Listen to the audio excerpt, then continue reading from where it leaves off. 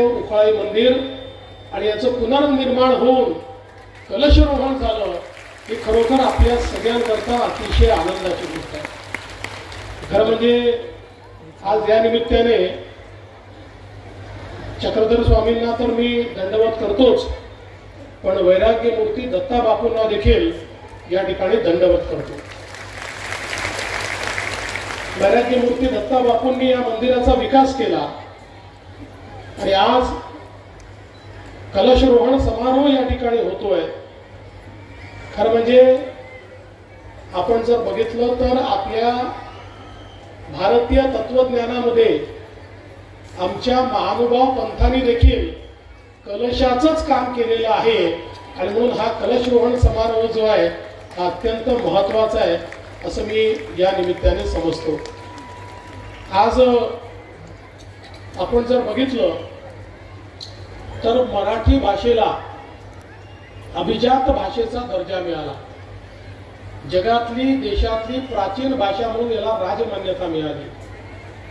पण ही राजमान्यता मिळण्याकरता जे काही वेगवेगळे मराठी भाषेचे पुरावे आपण दिले, या पुराव्यांमध्ये एक महत्त्वाचा पुरावा लीळाचरित्र होतं की ज्याच्या माध्यमातून ही भाषा किती प्राचीन आहे हे दाखवण्याचा आपण प्रयत्न केला आणि त्याचा स्वीकार देखील हा केंद्र सरकारने केला।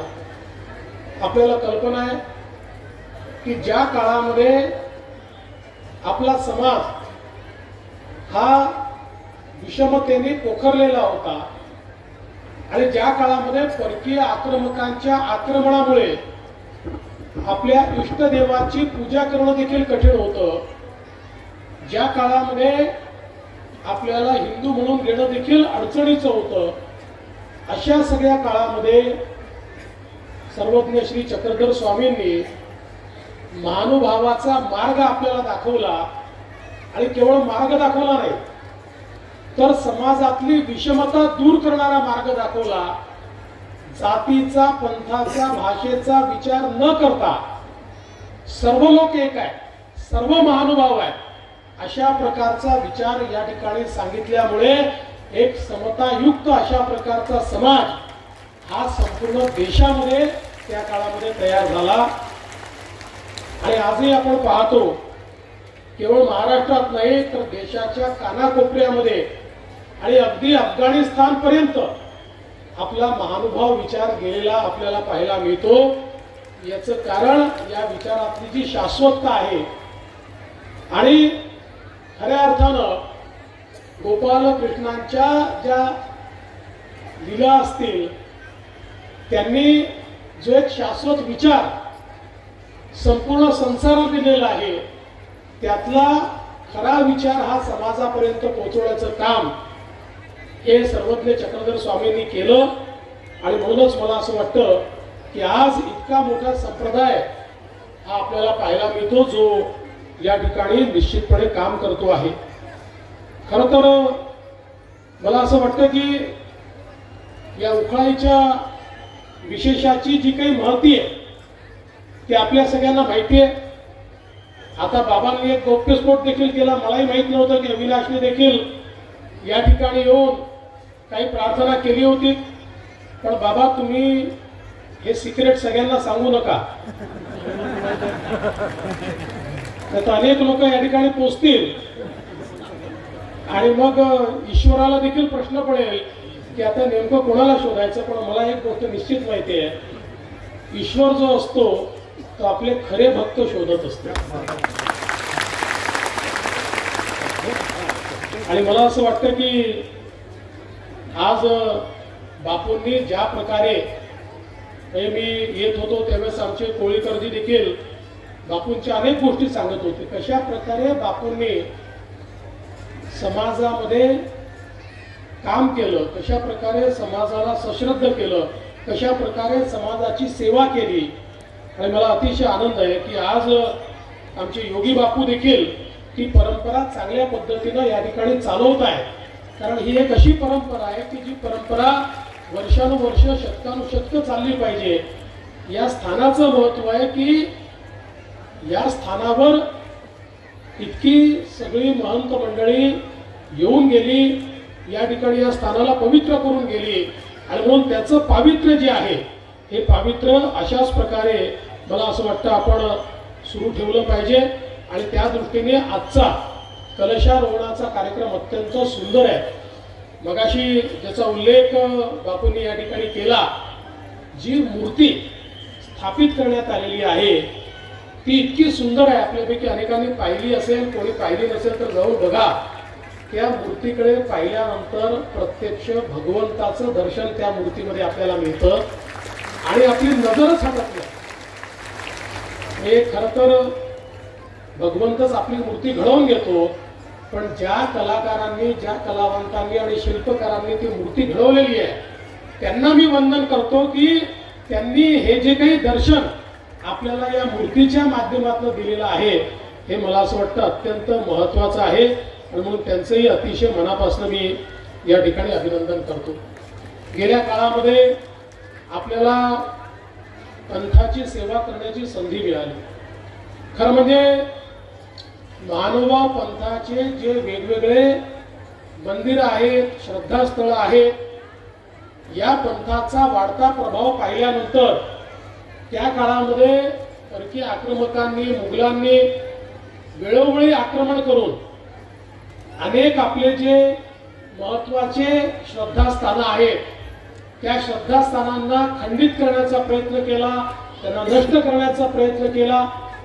परंतु आपला जो काही समाज आहे हा इतका सश्रद्ध समाज आहे की आक्रमणानंतर देखील सातत्याने आपल्या लोकांनी ती श्रद्धास्थळं जिवंत ठेवली।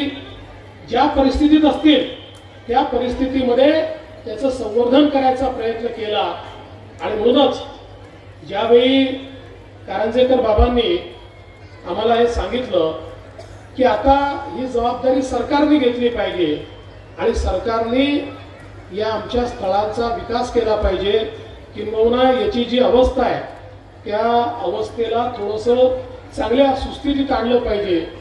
आम्ही निर्णय केला आणि मला अतिशय सांगताना आनंद वाटतो की अनेक स्थळ आहेत या ठिकाणी। अर्थातच श्री क्षेत्र रिद्धपूरचा आपण विकास आराखडा तयार केला आणि त्याचं काम आपण चालू केलंय।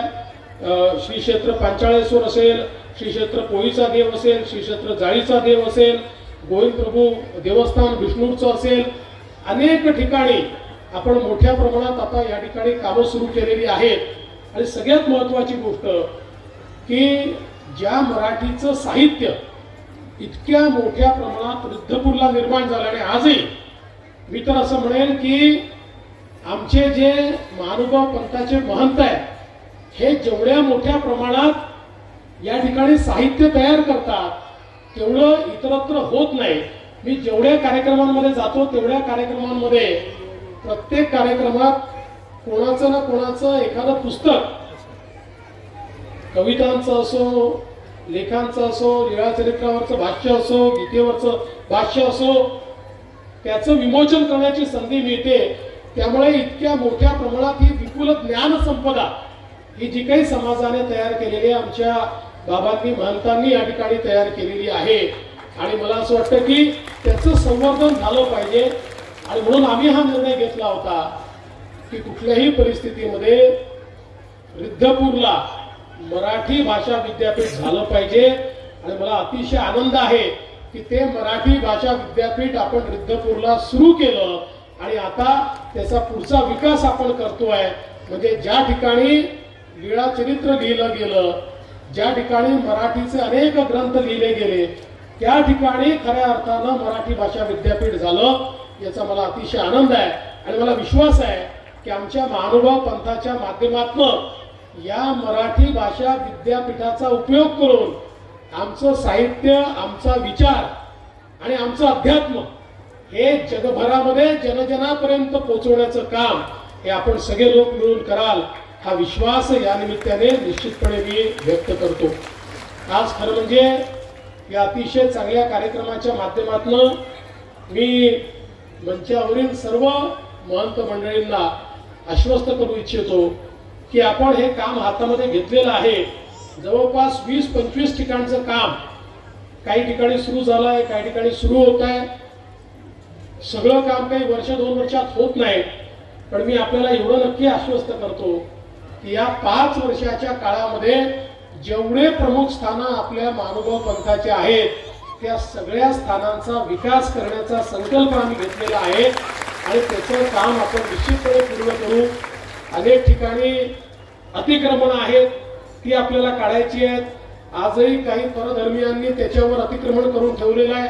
प्रयत्नपूर्वक शेवटी चर्चेतनं मार्ग काढण्याचा प्रयत्न करू किंवा मग त्याच्यामध्ये जे काही कायदेशीर कारवाया करायच्या आहेत त्या कायदेशीर कारवाया करू. पण कुठल्याही परिस्थितीमध्ये हे जे काही चांगलं काम आपण सगळे लोक करतात याच्या पाठीशी अतिशय ताकदीनं उभं राहण्याचं काम हे राज्य सरकार करेल हा विश्वास मी आपल्याला देतो. आज या निमित्ताने मगाशी बापूंनी बोलताना सांगितलं की ज्या काही माझ्या आणि बाबाही म्हणाले ज्या काही माझ्या मनोकामना असतील त्या मनोकामना उकळाई विशेष या ठिकाणी पूर्ण व्हाव्यात. मी एकच सांगतो, जीवनामध्ये माणसाच्या मनोकामना अनंत असू शकतात, पण आज एकच मनोकामना माझी आहे आणि ती मनोकामना एवढीच आहे की आपल्या सगळ्यांच्या आणि जनतेच्या आशीर्वादाने पुन्हा एकदा आपली सेवा करण्याची संधी मिळालेली आहे.